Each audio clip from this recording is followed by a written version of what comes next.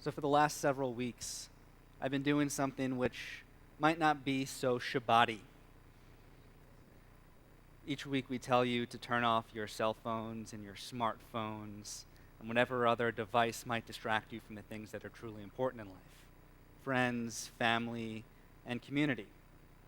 In this past year, in fact, I've been really making a good effort, if you remember from my high holiday sermon, in really curbing my addiction to my electronic devices, to my smartphones in particular. But I've got to say, and I've got to admit, that for the last several weeks, I haven't turned my phone off during services. And I haven't turned my phone off on Shabbat. And I'll tell you why. I've been waiting for a call from my wife. And I've been waiting for the call saying, it's happening. Tonight my phone is off, because my wife is in fact here with us tonight. And in case you didn't know, my wife Stephanie, who's sitting back there, is pregnant and just about ready to give birth to our first child any day now. And like every other member of our clergy team here, in case you didn't know, we're having a girl.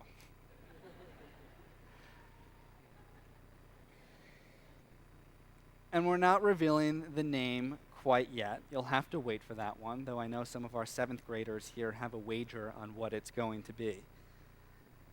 But people, in addition to these questions, ask me a lot of things lately. In particular, how are you feeling? Are you ready yet?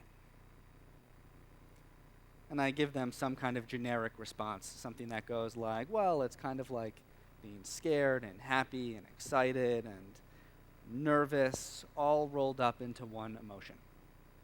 Well, sometimes I don't like to repeat myself all the time, so I'm going to give you the full response tonight about how I'm feeling. And I want to kind of, in order to describe this transitional process for me, I want to go back in time a little bit to when I was a student at Hebrew Union College in New York. And I learned a really interesting word when I was sitting in class with Rabbi Larry Hoffman, who's one of my mentors. In fact, this is an SAT word, so I might call on one of our students here who might know what the word means to tell us what it's about. And this word describes a lot about how I'm feeling.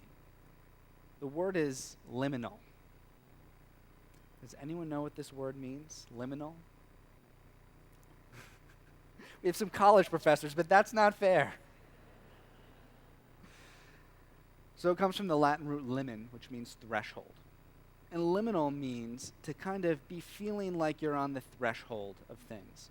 To not quite be in this place or that place, but to be somewhere in the middle. And I think liminality is kind of like being at a wedding, at the cocktail hour of the wedding. And the cocktail hour is just finishing. And you're being ushered into the main ballroom. And all of a sudden, you're standing at the door and you realize, is there going to be an open bar in there?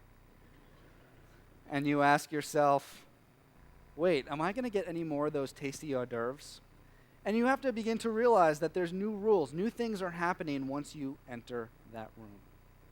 You're on the threshold. You're not quite sure how to walk through that door quite yet. And although that wedding reception transition isn't so difficult of a transition to make, I feel like these moments in our lives, these transitions, can be pretty scary. Be it becoming a bar or bat mitzvah, which we have several here tonight, or getting married, or starting a new job, maybe even heading into retirement, or, as in my case, becoming a parent. All of our old understandings of the world begin to become irrelevant, while the new ones haven't yet really fully taken hold. There's an anthropologist by the name of Victor Turner, and he created this idea of a liminality theory.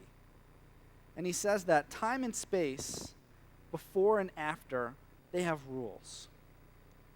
But it's the in-between space where all rules are suspended. And because there's a lack of structure, our lives become uncertain, and we begin to develop anxiety. I think that is a little bit of what I'm going through right now. So we ask ourselves questions like, what new responsibilities am I going to have? How am I going to balance my schedule? Who's going to be there to support me? Lately, I've been asking myself, am I going to be a good father? What if something goes wrong? How am I going to be able to afford college for her? Am I ever going to sleep again? I'm scared. And liminality is scary. But in becoming a rabbi, which was another liminal point in my life, I learned something that I think is really important and comforting about this period of transition in our lives. There's a holiness to liminality. And the Torah teaches us this very idea, particularly with the idea of what's known as the midbar, the wilderness. As you think of our cycle where we are right now in the Torah, you realize that the Israelites have left Egypt. They're not quite in the promised land. They're in this giant in-between period. And where we are in the Torah cycle right now, the spies have already gone into Israel. They've seen the land. They're literally sitting on the edge of the promised land, able to look in. It's the ultimate metaphor for transitions in our lives. But the Israelites can't move from 430 years of slavery to a place of complete freedom and autonomy. They need to learn. They need to explore their new identity, to think about and digest the implications of what it means to be a free people in the promised land. Last week, Rabbi Sherman talked a little bit about what the spies, or 10 of the spies, felt like. And then Shalach Lecha, the Parsha last week, we learned that the people saw themselves like grasshoppers. They saw themselves as small. They weren't quite ready. And in their stress, they felt things like imposter syndrome. Are we really going to be able to go into this land? Are we really the chosen people destined to head in to that land across the river? Of course, during these periods, we question our qualifications, whether or not we're truly ready to take that next step. In fact, in the angst of being in the state of liminality, the Israelites complain numerous times. And they say, wouldn't it have been better if we had just stayed back in Egypt? After all, back in Egypt, we had fish and we had all these kinds of vegetables. The Torah tells them at no cost. But what they were really reminiscing about was that structure in their lives. A place where in a time when there were rules. Life was predictable back in Egypt. But being in the desert, in this liminal place, in this liminal time, it's scary. But eventually the Israelites come to learn a valuable lesson. And that is that liminality is incredibly holy. After all, it's in the desert that the Israelites received Torah from Mount Sinai.